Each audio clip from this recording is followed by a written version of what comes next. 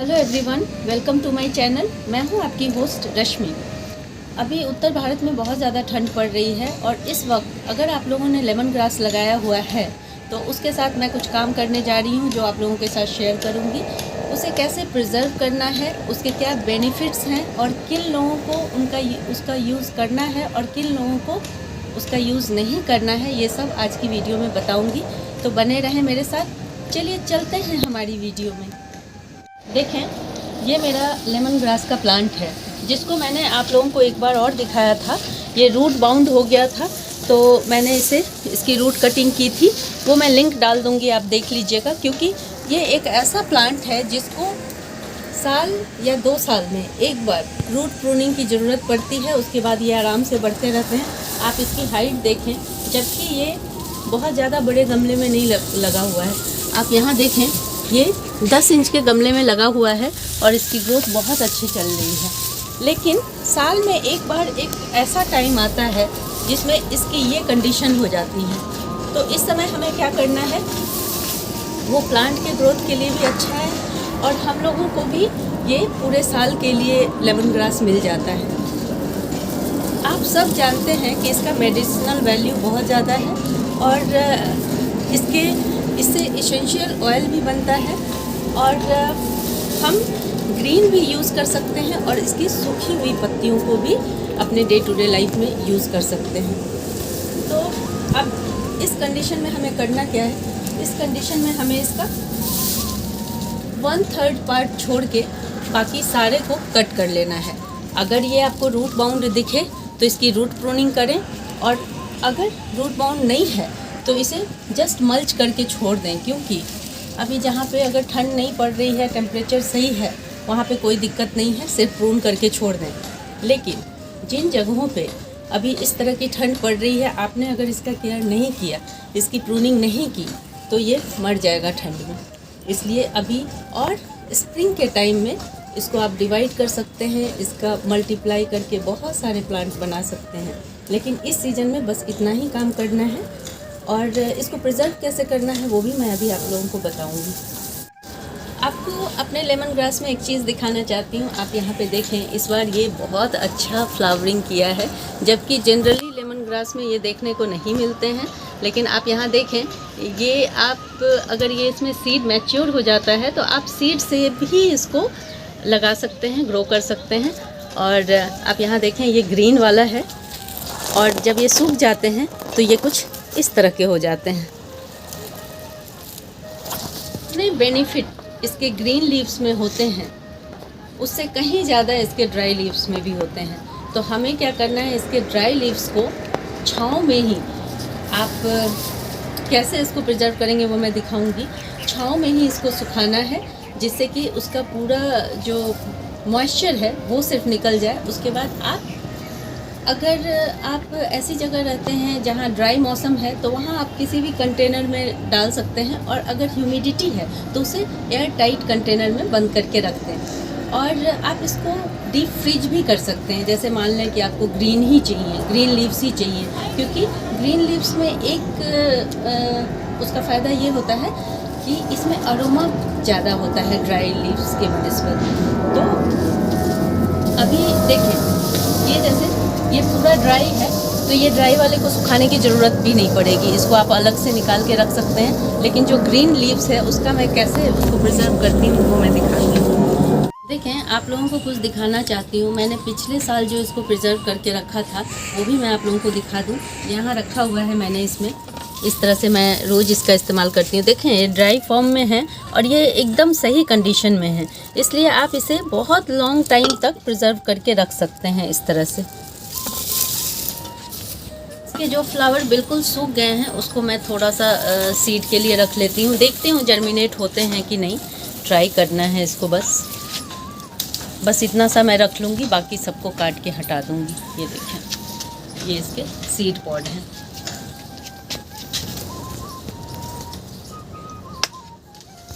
इसकी खुशबू इतनी ज़्यादा स्ट्रॉन्ग है कि जैसे जैसे मैं इसे कट कर रही हूँ ये पूरी इसकी खुशबू फैलती जा रही है।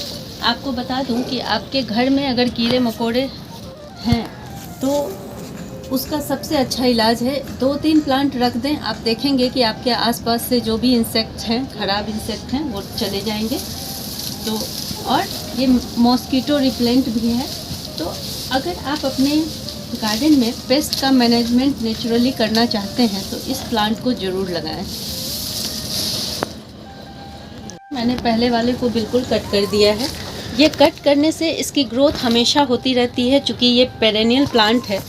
तो जो भी पेरेनियल प्लांट होते हैं उनको टाइम टू टाइम इस तरह से कट बैक करना बहुत ज़रूरी होता है, तो ये अच्छे से साल दर साल चलते रहते हैं।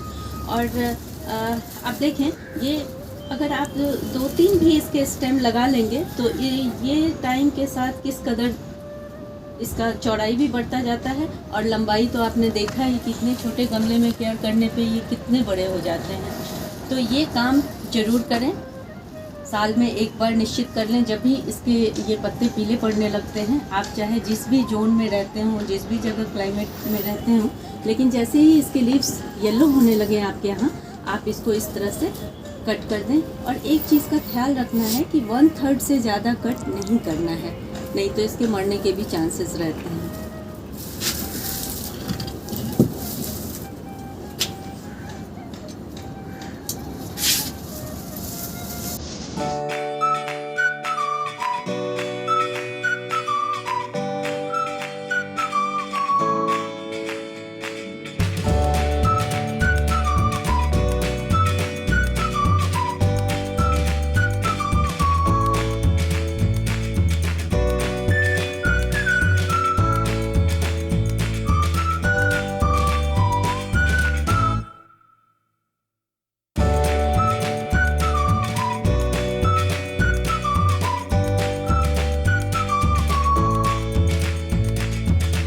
ये देखें, अब इसको कट करने के बाद एक इम्पॉर्टेंट काम और करना है। इसकी हल्की हल्की सी गुड़ाई कर लें, और इसमें या तो आपके पास काउडंग मैन्योर हो, क्योंकि इसमें सिर्फ लीव्स होते हैं तो बस नाइट्रोजन रिच फर्टिलाइज़र की ज़रूरत होती है, कंपोस्ट की ज़रूरत होती है। तो इसमें या तो आप वर्मी कंपोस्ट डालें, या फिर आप काउडंग, अच्छी मैन्योर अगर काउडंग की है तो वो डालें। तो इससे इसकी ग्रोथ बनी रहेगी, और ठंड में, स्पेशली ठंड में आपका प्लांट बचा रहेगा। तो बस थोड़ा सा इसमें ऐड करना है गुड़ाई करके।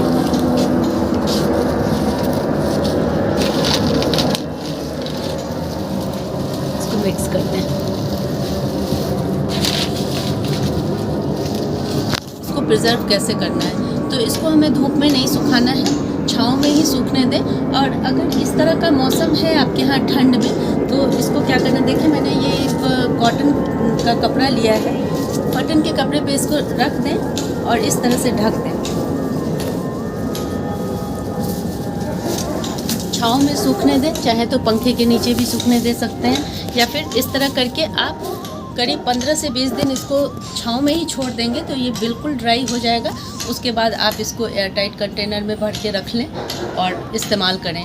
ये मेरे पास इतना ज़्यादा है कि मुझे लगता है कि पूरी फैमिली के बाद भी मैं अपने फ्रेंड्स को भी दे दूँगी, फिर भी बच जाएगा। और आप देखेंगे कि ये मार्केट में बहुत अच्छी रेट में मिलते हैं, तो इसलिए क्यों ना हम अपना खुद का तैयार करें कि हमें पता होता है कि ये बिल्कुल ओरिजिनल है।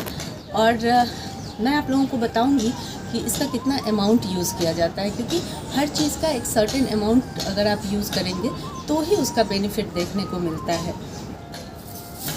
अब हम जानते हैं कि इसको कंज्यूम करने से हमें कौन कौन से बेनिफिट्स होते हैं।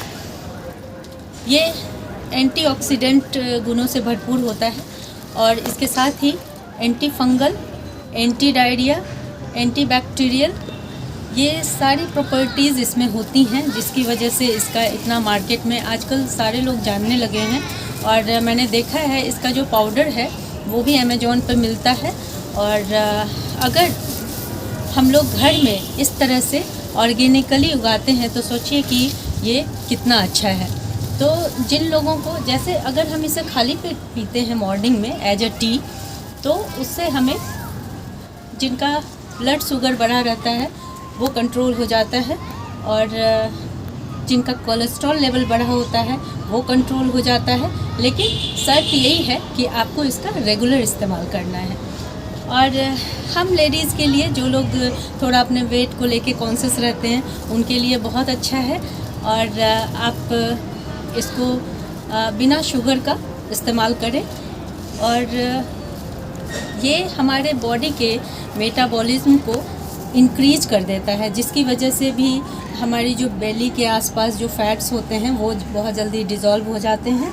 तो लेकिन हाँ, एक चीज़ है कि अगर आप इसका इस्तेमाल कर रहे हैं वेट लॉस के लिए, तो इसका मतलब ये नहीं है कि हम सारे फूड खाते रहें, फैटी फूड भी खाते रहें। जिन लोगों को डाइजेशन की प्रॉब्लम हो जाती है, उनको स्पेशली इनका ज़रूर सेवन करना चाहिए। और ये हमारे लीवर को, किडनी को और ब्लैडर को क्लीन करता है। तो इसके लिए आप ज़्यादा से ज़्यादा इसका 2 बार इस्तेमाल कर सकते हैं, एक बिफ़ोर मील और एक आफ्टर मील।